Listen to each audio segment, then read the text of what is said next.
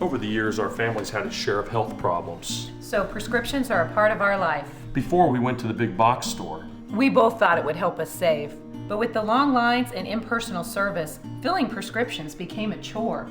That's when a friend recommended D&H. Now Tristan knows our prescriptions. Brenda always helps us find the right vitamins. And after Dad's fall, Monica's been a real expert with all our home medical needs. All without the lines. Trust and service. That's our D&H.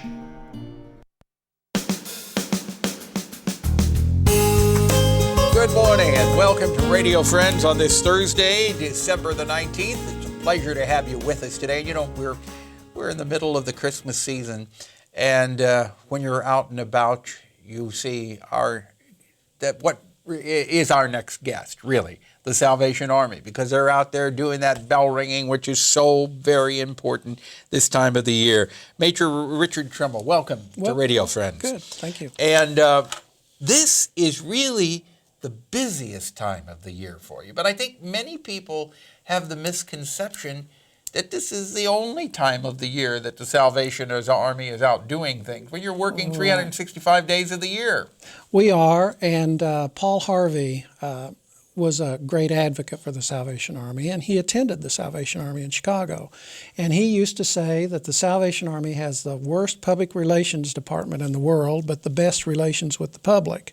And I think a lot of that had to do with the fact that we go about our work, have gone about it for 148 years. Is that how long it's been? It's been 148 years, been around a long time.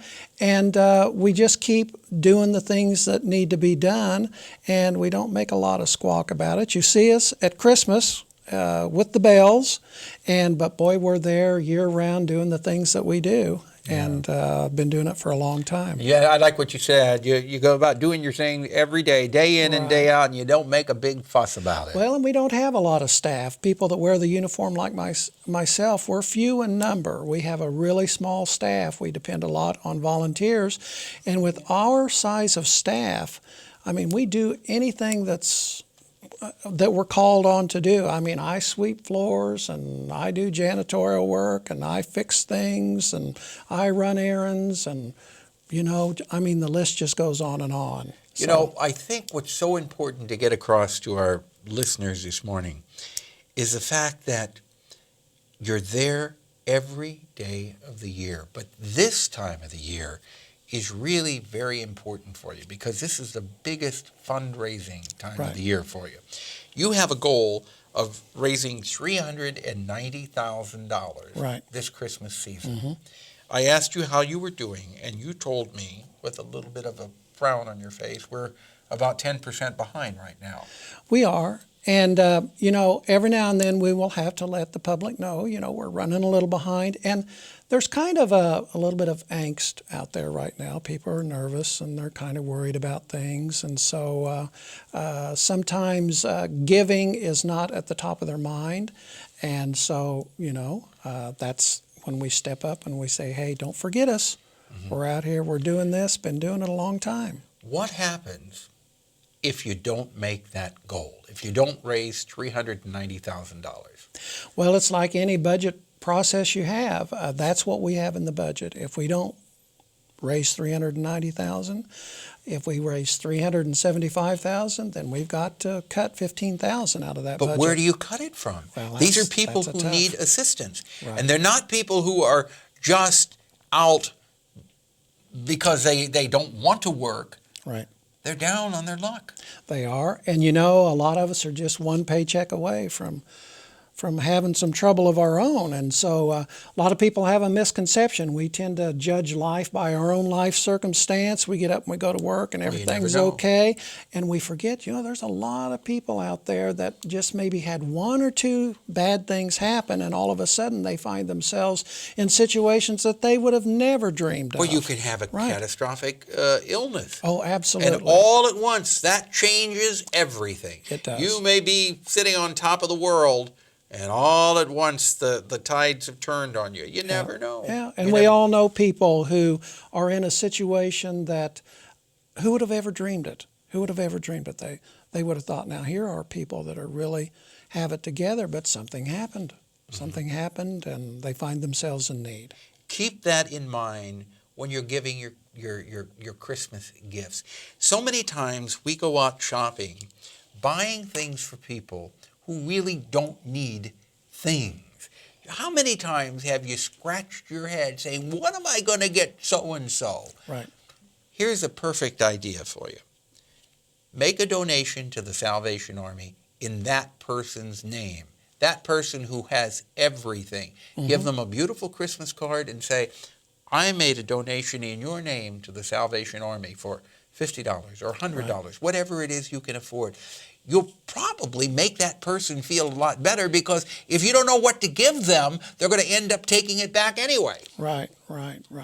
And it's this is a good time of the year to also instill a sense of giving in your family. It's a good way to train your kids, the idea of giving. When I grew up, we had a little bowl that sat in a china cabinet, and I was a paper boy when I was in grade school, and Dad taught me, take a little bit of that money you make every week, put it up in that bowl, and at Christmas time we're going to give it to somebody. And that has stayed with me all of these years. Now, I was a recipient.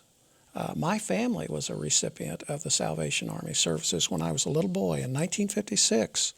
Our family lived in a little basement apartment that was actually one room with a curtain across the middle that separated the sleeping area from the living area, and there were 6 of us, and the bathroom was down the road in the trailer court. We didn't even have a bathroom in our building. And one day I looked out the window of our little apartment there, if you want to call it that, and there was this guy standing there. And I said, Mom, I think a policeman's here. Well, it was the Salvation Army. And they brought us toys and food. I never forgot that.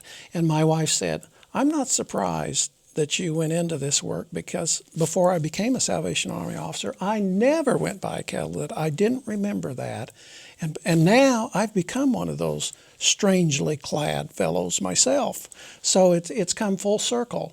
And so my family's fortunes rose significantly after that year, and we ended up doing quite well. But my dad always remembered that too, and he taught us kids, all of us, to think about other people, to care. What a beautiful story. Absolutely beautiful story.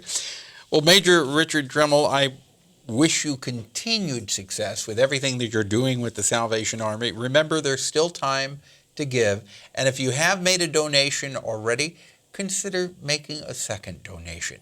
That money stays in our community to help people in our community.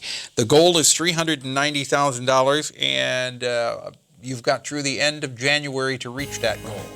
And my hope and prayer is that you will reach that goal. Well, I'm sure we will. Thank you so much for coming by, you. and Merry Christmas to you. You too. Let's see. Friday, Vera Massey will be with us. Our program directed by Travis McMillan of the Reynolds Journalism Institute. Audio is Pat Akers from KBIA. Our floor director is Sifan Oyung, and our assistant producer and guest coordinator, Uncle James Mauser. Remember, when you see the Salvation Army out there ringing those bells with the kettle, drop something in, and maybe something that doesn't make noise but is paper. That helps. Bye-bye.